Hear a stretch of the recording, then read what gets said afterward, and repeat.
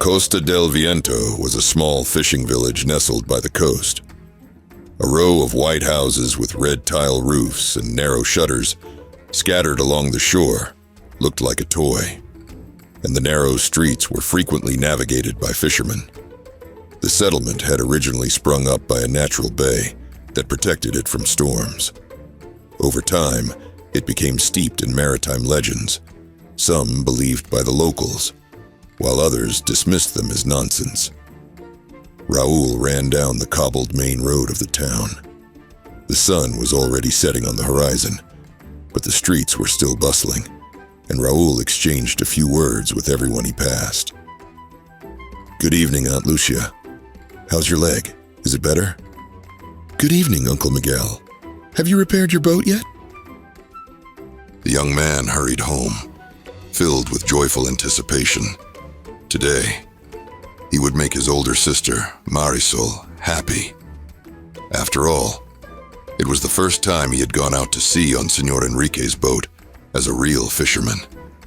Together with the other men, they hauled in nets full of hawk.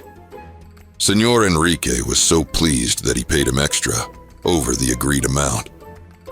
Raul rushed home to give this first money he had ever earned to his older sister, Marisol. He loved her dearly. She had replaced both his father and mother.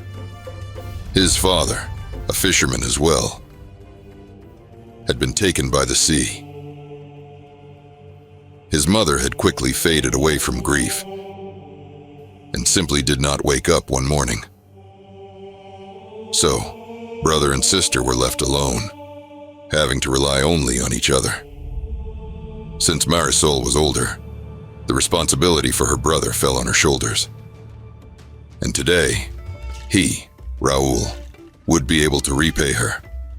Today, he had become the provider, as he had earned his first coins, and he would give them all, every single one, to his sister.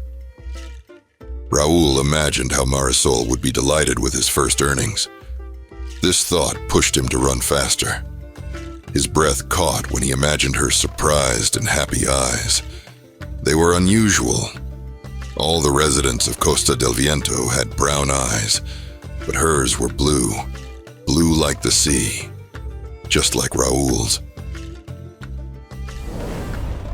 Like everyone else, he and his sister were sun-kissed from the southern rays, their hair as black as night. Where do those strange eyes come from? People wondered. Some even called Marisol a witch behind her back. She didn't understand why some people avoided her, and why some even feared her. As Raul grew older, he also started to feel the unpleasant stares, but he didn't pay them any mind. Aunt Lucia, when looking into their eyes, would sigh for some reason. Occasionally, a shadow of worry would appear on her face, but she would skillfully mask it with her warm, though somewhat sad smile. Sometimes, when she forgot herself, she would mutter to herself, my children, why is all this happening to you?" But then she would seem to wake up from her brief forgetfulness. "Don't pay attention. Old age makes me say things I don't even understand." When Raul neared his ranch, an ominous feeling gripped him. The gates were open.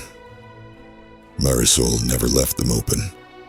She kept a few chickens in the yard, and through the open gates, a pack of hungry dogs, which often roamed the streets of Costa del Viento, could have run in. They would have killed all the hens in an instant. His heart tightened, and he ran forward. As he reached the yard, Raul noticed that there was bright light burning inside the house. It wasn't like the usual warm light from a fire. It was bright, cold, white.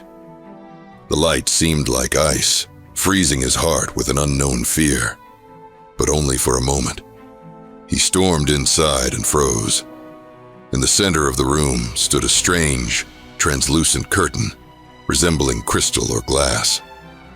Cold light emanated from it, Or rather, it flowed from what was visible on the other side of the glass. In this eerie mirror, everything was illuminated by the same cold white light. The grass, the leaves of trees, and semi-transparent figures that resembled people. And in the center of this bright world stood Marisol. Her eyes were wide open, and her hair, it was whiter than snow. It seemed as if she was not here, only her shell remained, while her soul had left her body. Suddenly, her eyelids twitched, and she whispered with her lips, "Raul, help me." Raul didn't even understand how he found himself next to the curtain. But as soon as he touched the strange mirror, it shattered into tiny, transparent pieces, which melted away in the air in a second. The light went out, along with the vision, taking Marisol with it. For a moment longer, Raul stood there, unable to believe his eyes. It all seemed like a terrible dream. Marisol. What happened? Where did she go? What happened to her hair? He really found her, a voice behind him said. Raul flinched and turned around. Standing behind him was Aunt Lucia, leaning against the doorframe. She was breathing heavily, clearly having run here after noticing the unusual glow. "Sit down, Raul," she said softly. "We need to talk."